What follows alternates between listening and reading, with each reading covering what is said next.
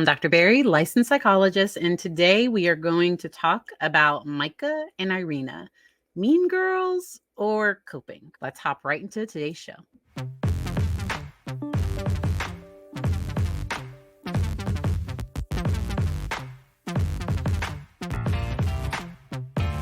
So, if you've watched this season of Love is Blind season 4, you've noticed that in part 1, Micah and Irina are kind of the villains in the show.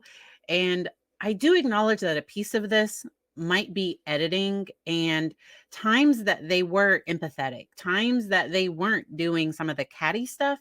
The producers might have chosen to not include that because please know, anytime you're watching reality TV, the show producers, they need somebody that everybody hates. They need somebody that everybody loves. They need people to play these roles, and they're looking at all the footage. It's probably thousands of hours of footage, and they put it together in a way that tells an engaging and intriguing story that the viewers are going to enjoy, but it might leave out some really important parts, and it might just show the person in a one-dimensional way. So I do acknowledge that the things that we've seen, it might not be the whole story.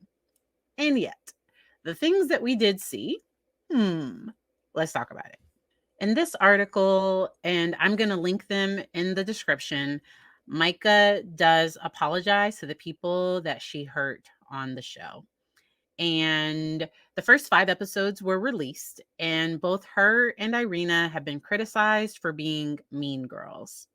And so this author of this article talked with Micah before the show aired, and she hadn't really watched it yet. And there was a very clear moment where Irina listened in on Amber because Micah asked her to figure out, was she laughing or was she crying?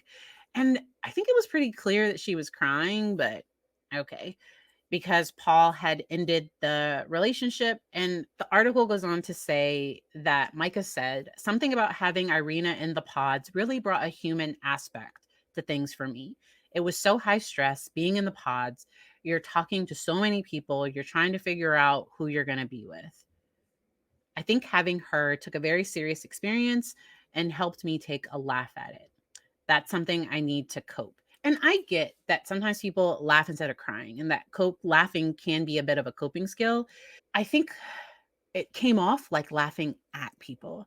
And I think that was kind of the mean girl part, that it wasn't like we're just sitting here joking about ourselves or joking about something with us, that we are laughing at other people's emotions and what other people are going through and not really showing a lot of empathy. And empathy is a skill, like it is a part of emotional intelligence.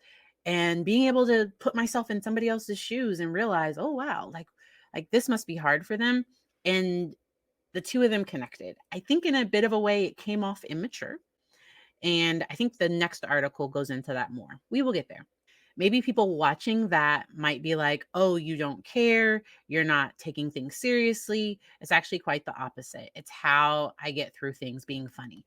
And I think it just came off mean. It did not come off as just a little laugh. So Micah posted an Instagram story to address the criticism of her actions following the release of this first batch of episodes.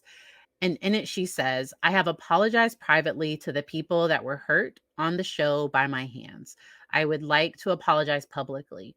An emotional immaturity was shown, and I will grow from it. To the viewers I've hurt, I'm sorry. I've triggered so many of you with my behavior. Seeing that person on the screen would make me feel the same anger. As to my comments being off, I will turn them on later, blah, blah, blah, so on and so forth. I promise to do better in the future. I know I had a close relationship with a lot of the girls on the show, and I still talk to some of them. But I could see how maybe taking a laugh might have been kind of hard for some people who were going through it. And that's where it's not just hard for some people. I think that would be difficult for anyone, especially if you were building a genuine connection with someone. I think that would just be difficult. I also want to cover a few things in this article because it did comment on the fact that a lot of fans felt that Micah and Irina were flagged as bullies on the series, because it did seem like they came together against the other girls. And now in other episodes in previous seasons, people have like really wanted their friend to connect with a particular person. This season, it seemed different, and it might just be me. Let me know if you think different. This season, it just seemed meaner than usual. And people also called out Micah's behavior when it seemed as though she was flirting with Kwame when they were at the pool. Because even them being like, oh, get us something, because his fiance asked for something and he was like, okay, and he was going to get it. And then Irina and Micah asked for something. And that just seemed catty. Like, why wouldn't they ask their fiance? Like, it seemed, it had a to it. Those are my words that I have for that. It just didn't feel right. It didn't feel good. And as an outsider looking in, it could even be perceived as disrespectful to their fiancés. And Irina didn't care because she didn't even like Zach anyway at this point.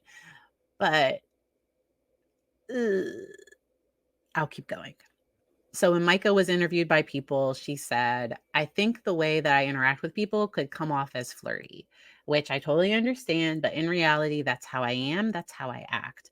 I want to stay genuine to who I am. I'm not going to put on a show and be stiff. I was myself.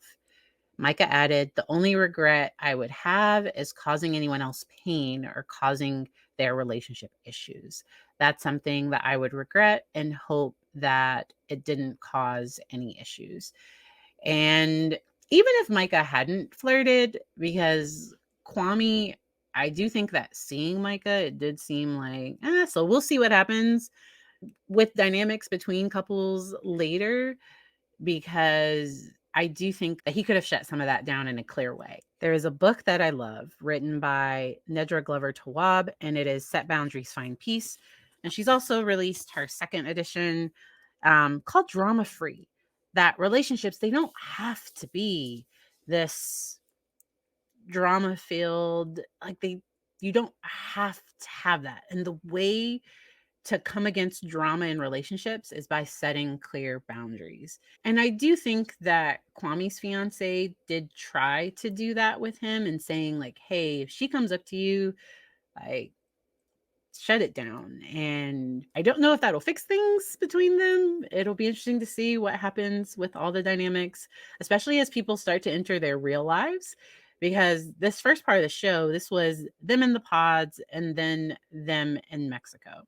And Mexico isn't the real world. You know, we haven't met friends, we haven't lived together. There's a lot of different dynamics that go into a relationship, and they are still getting to know each other leading up to a wedding.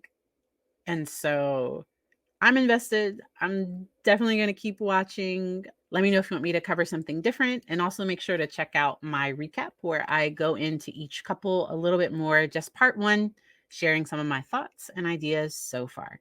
I hope you enjoy the rest of your day.